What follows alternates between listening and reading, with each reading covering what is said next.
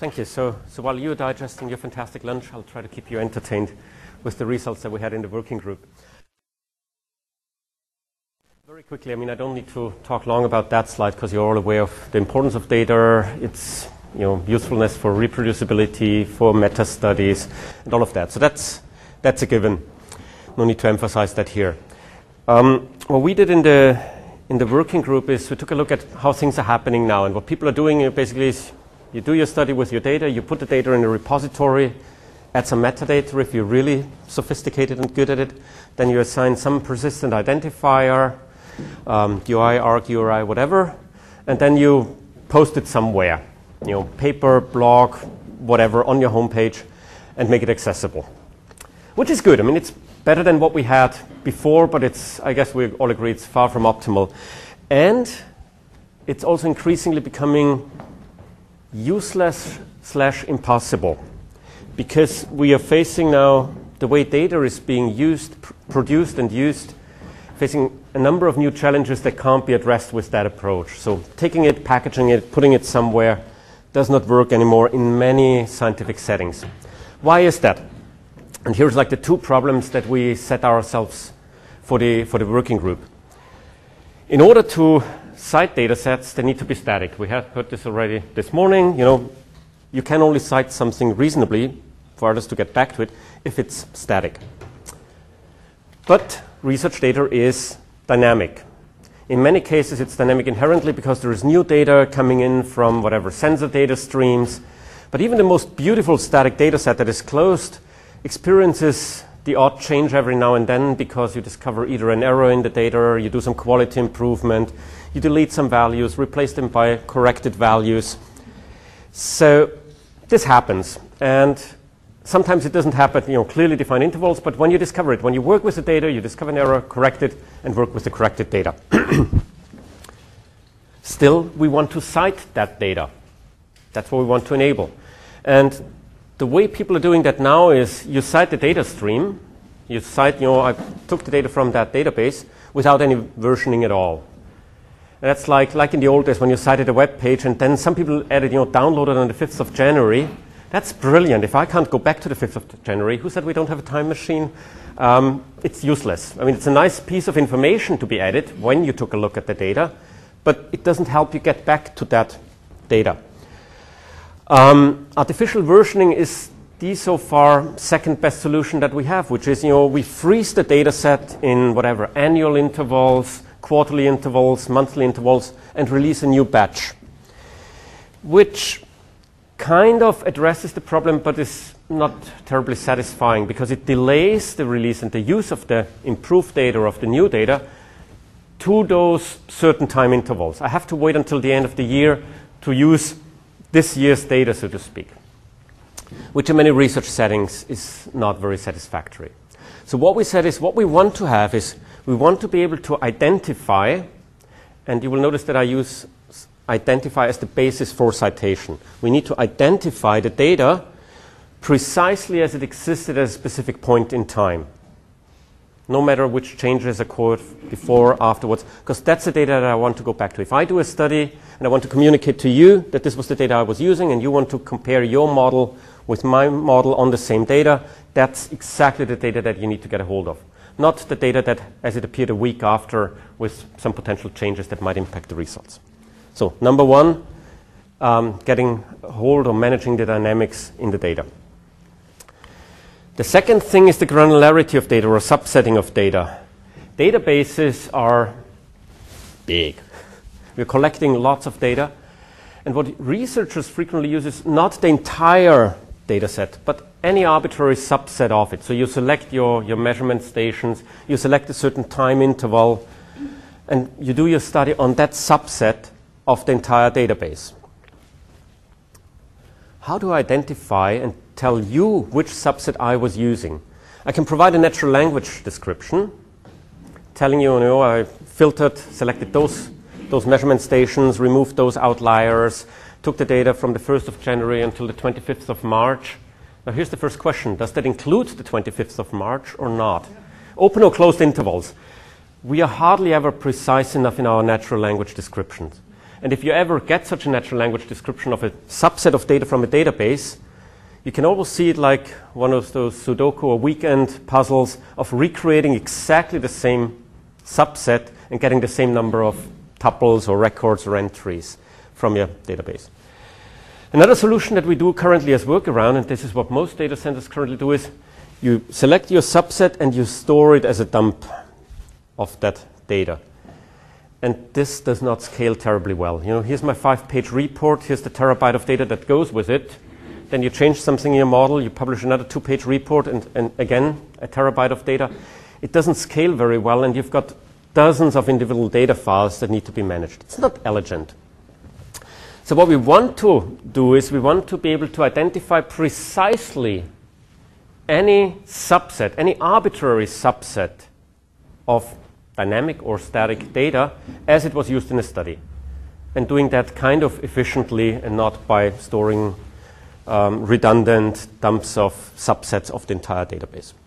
So those were the two goals. And what we want to avoid, and this is, we've seen PhD comics already today. This is another cartoon of PhD comics, how data management is happening. And although this is a cartoon, reality, at least when I did my PhD, wasn't that far off this one. I mean, my file names were a bit more elegant than what the fuck, arg, and crap. But the semantics was more nicely disguised, but pretty much the same. And this is not viable. So managing hundreds and thousands of subsets of data files is useless. So this is what we set off in, actually, we started discussing the whole ideas in 2013, but the working group was officially endorsed in March.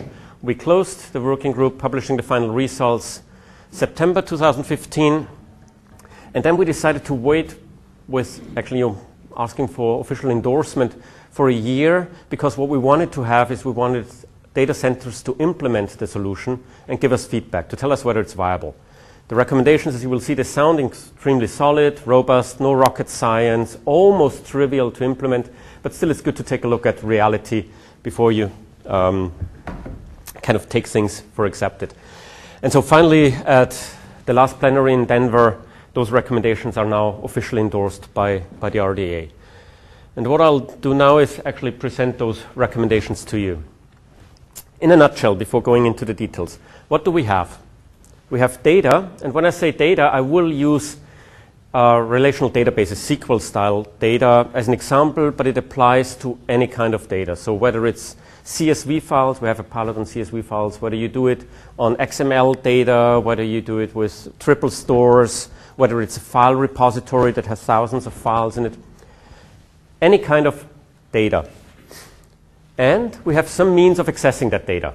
So let's call that a query, whether it's a SQL query, a Sparkle query, list directory with certain parameters on a file system. All of those are queries that allow you to filter subsets of data. So that's what we have. If we want to solve the two problems that we have, the key thing is we need to make the data timestamp and versioned.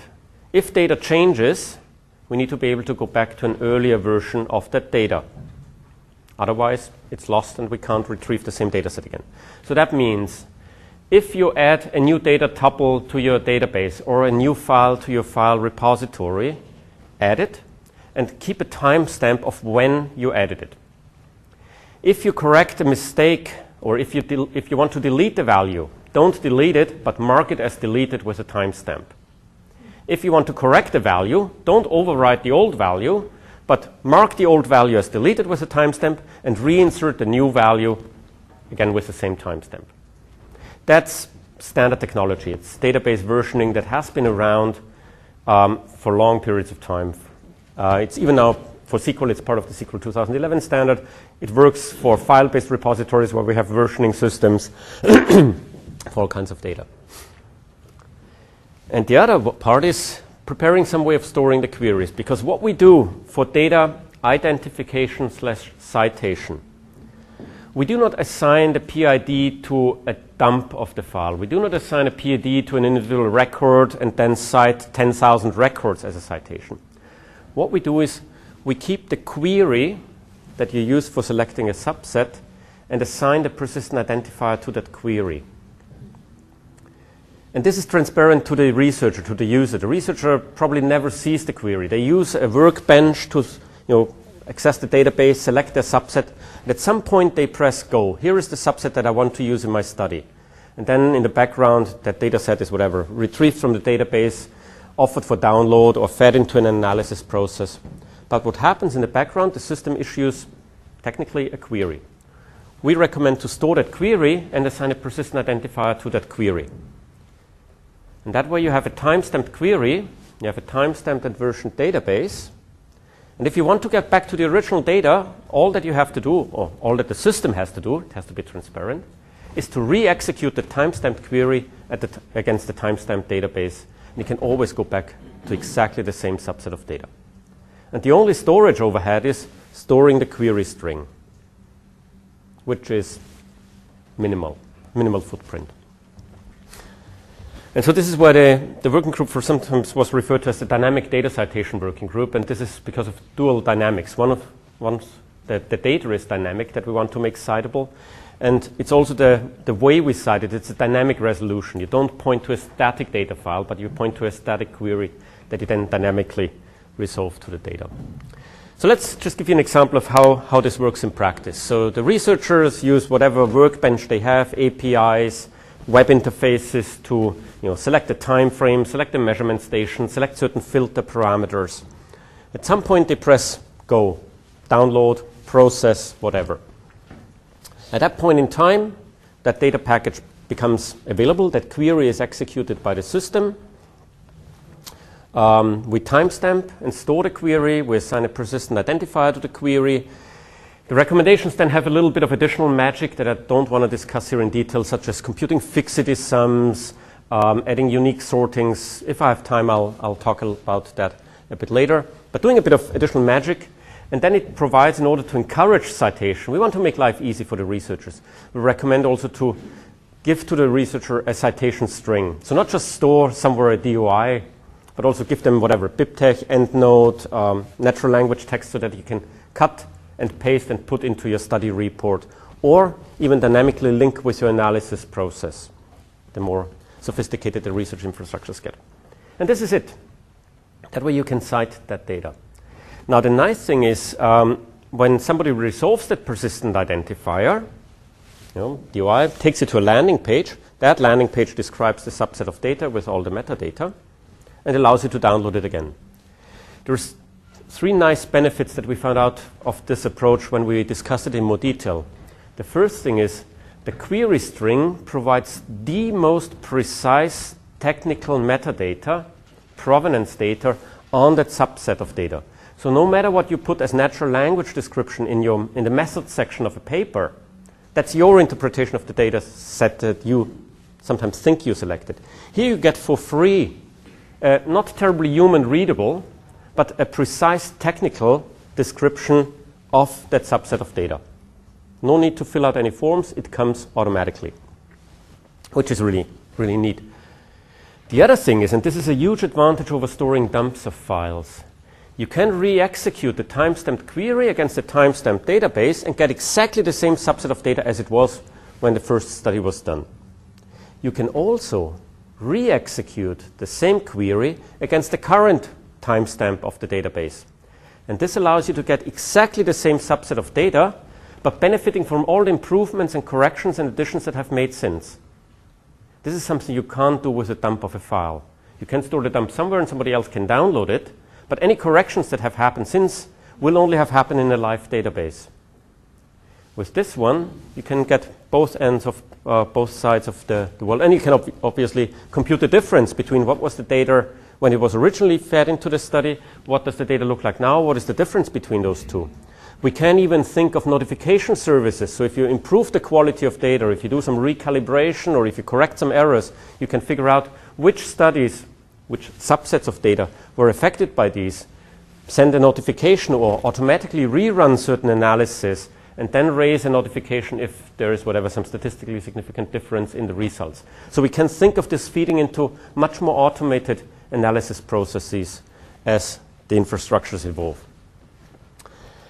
And last but not least is the query store, by storing all the queries, allows data centers to trace which subsets of the data were used by whom, and then later on by resolving the citations for which purposes and so on. So you can actually get a good basis for understanding which parts of the data have been used, arguing for investments or planning your data management infrastructure.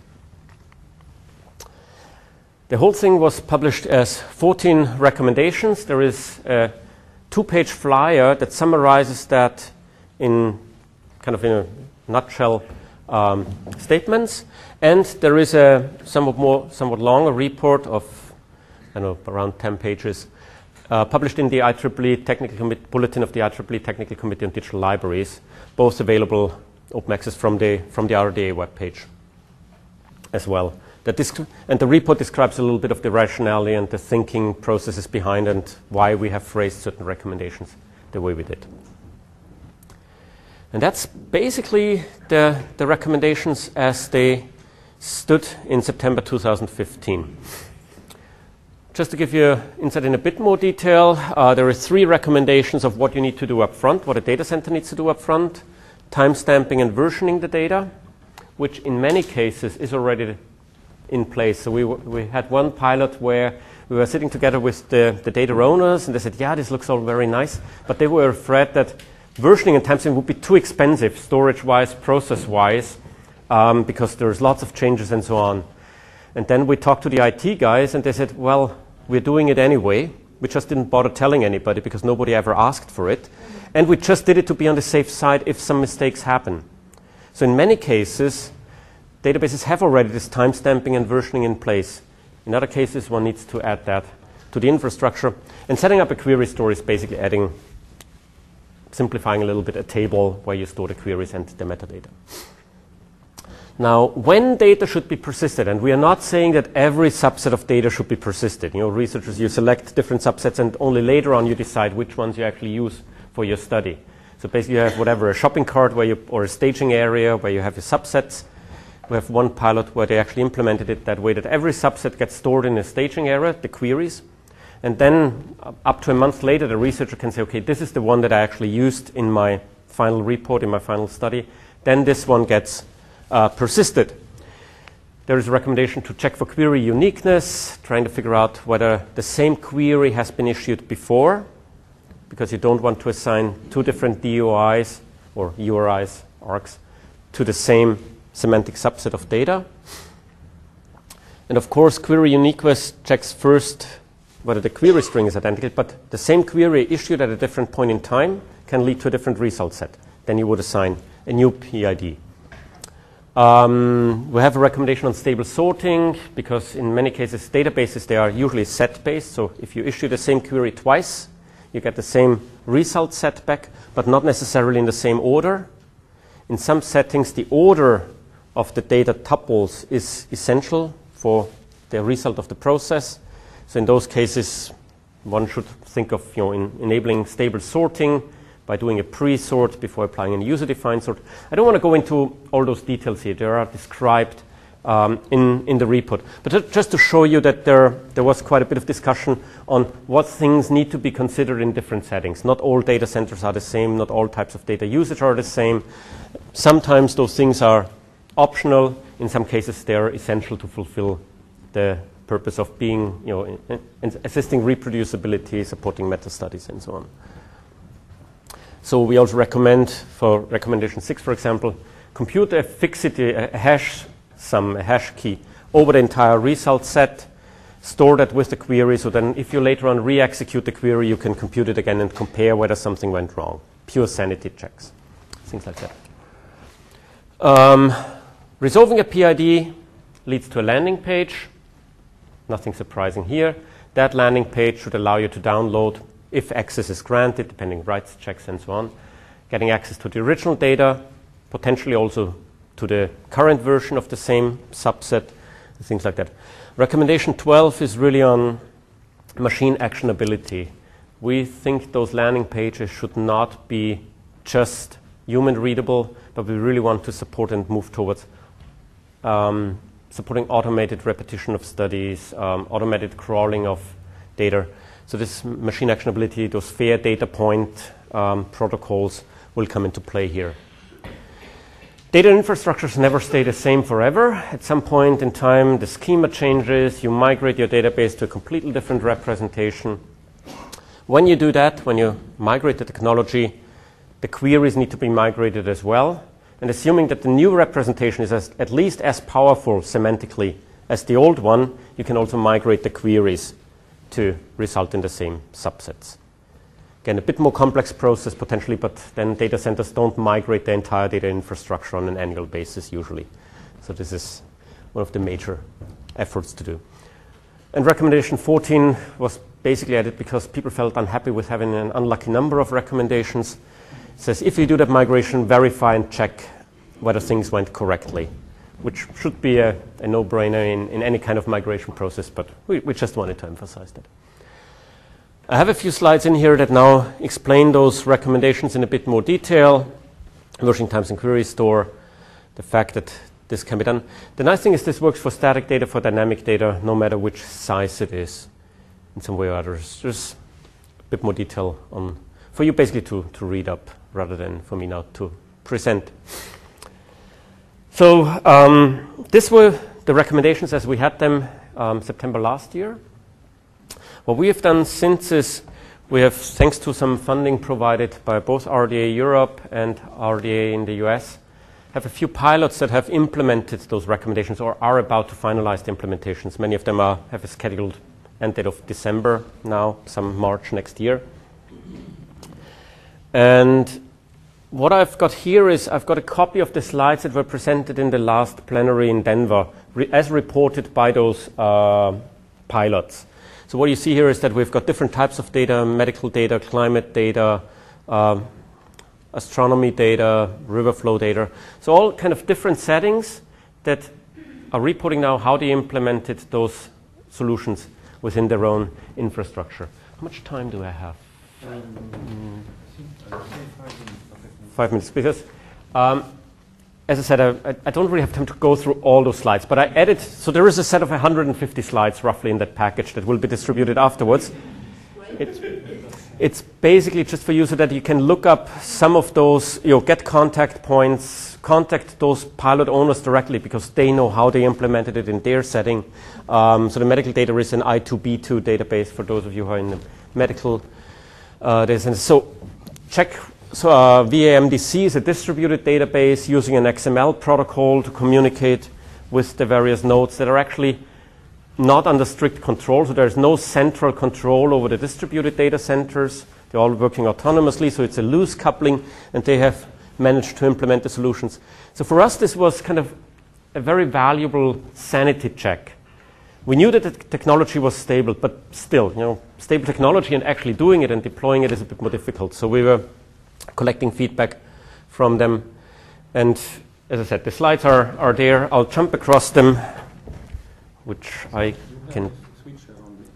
If I have here's the mouse. No, I'll just jump to the end to leave some time for questions and discussion because that's more interesting than me showing a lot of slides. But for example, one of the feedback that we got from University of Washington St. Louis is they were doing a cost estimate, how much does it cost to implement the solution and what is the return of investment, so to speak, when you want to reproduce studies. And I would need to look up my own or their own slides, basically. But basically, the cost was something like $30,000 US for the entire process of planning the implementation, deploying it, and testing it. And that would equal about 15 data sets that need to be reproduced. Because if you manually try to reproduce such a study, they have estimates on how long it takes to get that data and populate that study database. So after only 15 studies, they would have kind of gained the cost of investment in order to implement them. We have other data centers where it was simpler to implement. Some of the RDA pilots got a funding of 15,000 euros, I guess, to implement it. So it's orders of magnitudes, and obviously there is more complex setting where it takes way more time to actually implement the solution. But just to give you an idea of what orders of magnitude we're talking about here. So, marketing slide here. Benefits. It allows the retrieval of the precise subsets fully automatically with very low storage overhead, storing the query string plus a hash key plus a timestamp plus some metadata on the creator and so on, which is a low storage footprint. You can get back to exactly the subset as it was when the study was originally done, so when this subset was created. And you can see the same semantic subset of data as it is now. Query Store provides brilliant provenance information and that for free. No human effort involved in getting that. It allows analysis of data usage. You've got means of verifying that everything went correctly. If somebody hacks the database, manually changes the bits, whatever goes wrong, you can at least detect that the subset is not identical and thus say, okay, you can't expect same results in a reproducibility study. The nice thing, and this is something we're very proud of, is that those principles work for any kind of data. Whether the database is small or large, the principles will work. Whether the database is static or dynamic, if you've got static data that never changes, brilliant. No new versions, but the principle of storing the query and re-executing it work as well. And it works for basically all kind of data representations. So most of the pilots that we have are on relational databases. But we have, for example, two reference implementations for CSV files. So that was done for this long tail of research data where researchers have comma separated value files. And we've implemented two solutions. One is researchers store the CSV files on a storage server, upload them via a web interface, or in the home directory, but in the background the versioning is done via Git. Just installing Git for the versioning of the CSV files as they come in, and then the subsetting, either you download the entire CSV files and you assign a DOI to the timestamp, or you have shell scripts that basically do row cuts and column cuts and row selects, or there is a Java interface that allows you to select subsets of that. Another pilot that we use this allows researcher to upload the CSV files, and transparently for the researcher in the background, that data is transformed into a SQL database. For the researcher, it always stays a CSV file. In the background, it's a database. Simple infrastructure can be deployed quite easily. That's a research prototype. It doesn't include security checks and all of those things. Don't deploy it on a terabyte of CSV files. Hasn't been tested for those scalability issues. But for most CSV files, it seems to work quite safely. Yeah, we've done quite some discussion on XML data, linked open data, and so on. What we are discussing now, what we are planning to do as an interest group is, first of all, to support further data centers in deploying that solution, adopting it, implementing it, collecting feedback, find issues where it might not work the way the recommendations are phrased, and see whether we find a need to rephrase some of them, modify them, add to them, and then also start discussing some more advanced features. Currently, we are recommending to use only subset select functionalities where you get a subset out of the data, and not to include any more sophisticated pre-processing in the query, because we need to ensure that those queries can be re-executed identically across different systems, across different platforms, across time. This is sometimes non-trivial. Even with some of the basic arithmetics in databases, the way means are being computed and so on, we can't guarantee that those are identical for long periods of time, whereas algebraic operations, select and project, usually are. And that's it. So if you've got a data center, if you've got data that you would like to make citable, identifiable in that way, let us know. We'd like to hear from you, see whether you think it might work, hear from you if you think it does not work, and then we can discuss what the reasons for that are and how we can address that. So we had debates about a lot of issues, including a database where updates come in the microsecond interval, and do you need to version all microsecond things that are never looked at? It's like a Schrödinger's cat in a sense. A data set that has a data tuple that has changed without anybody ever looking at it. Did the interim value ever exist? In some cases, you want to keep a trace of those changes. In others, it does not matter. So we had some discussion about that, and I'm happy to go into those levels of detail, but they go beyond what is of interest to the general audience. And yeah, we'll be happy to support you wherever we can. Thank you very much. And if you've got any questions, let me know, and I'll be happy to answer them. Thank you.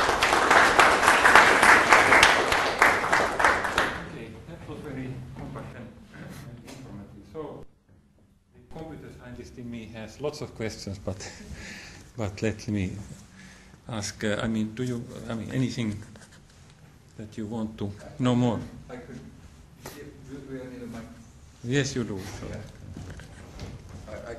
I can give a second for the audience to think about the question.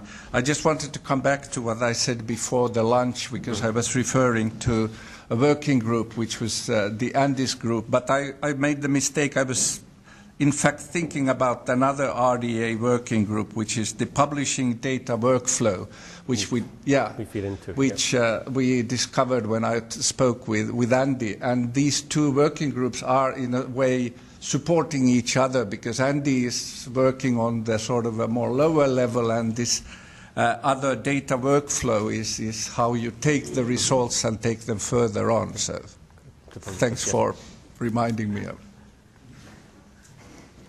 Next question.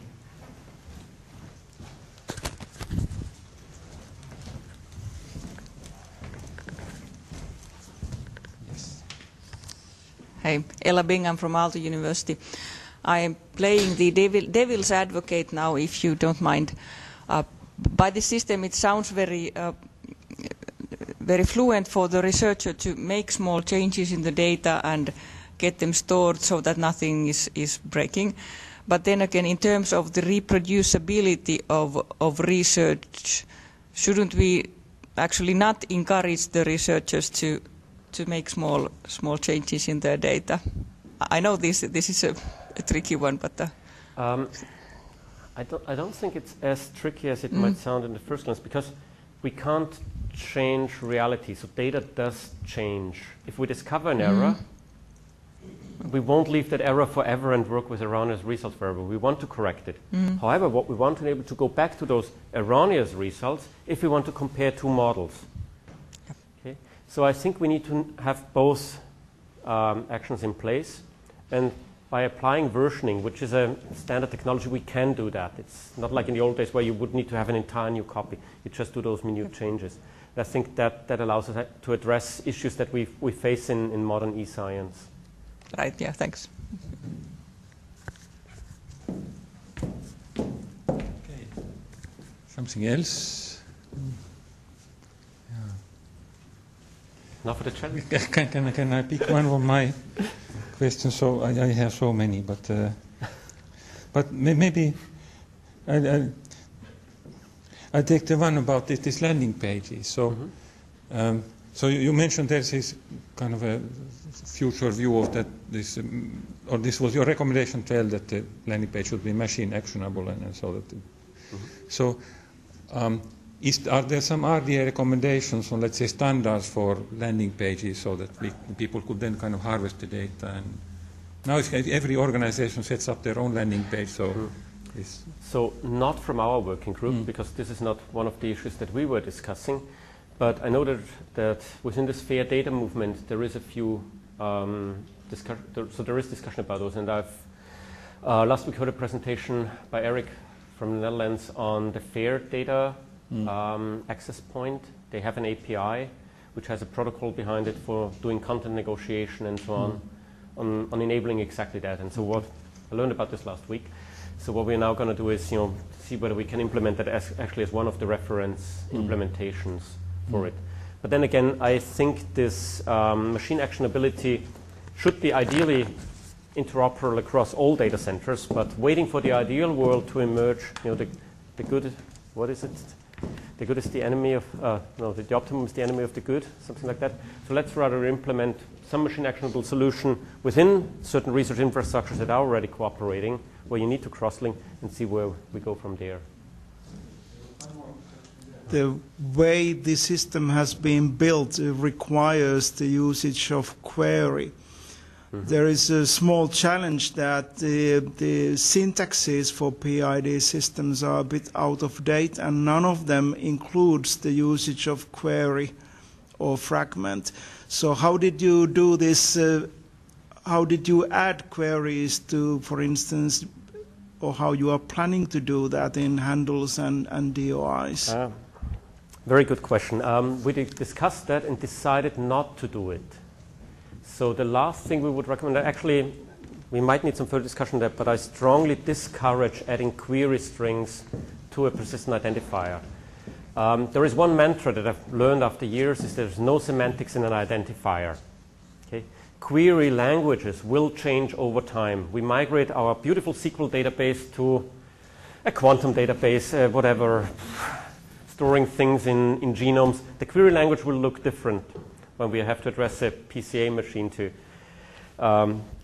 retrieve the data. So what we say is assign a standard persistent identifier to the storage position where the query string is stored. And thus you have an identifier for the subset of data. And on that landing page, in that metadata record of that query, point to the PID of the dynamic database that this query was extracted from. So think of it like when citing a paper, you cite the authors and the paper published in the proceedings or in the journal of. So here is a subset of data retrieved from the database, and you have two persistent identifiers, one for the subset and one for the entire database or computing center. And that way you can accumulate credit on both, you can trace them, but the query string should not be part of the identifier, because if we ever migrate the data, we also need to migrate the query language eventually from SQL to whatever quantum language we will have, and many other migrations in between. So I would discourage to do that. So I'm not really too confident with those fractional. What happens if you then do a query that stretches across two databases via portal, things like that, you know, where you have two parent PIDs, and then where do you add the substring to? It just leads to all kinds of complications. Keep it simple. Okay, I'm afraid we need to move on now. Let's thank Andy again. Thank you.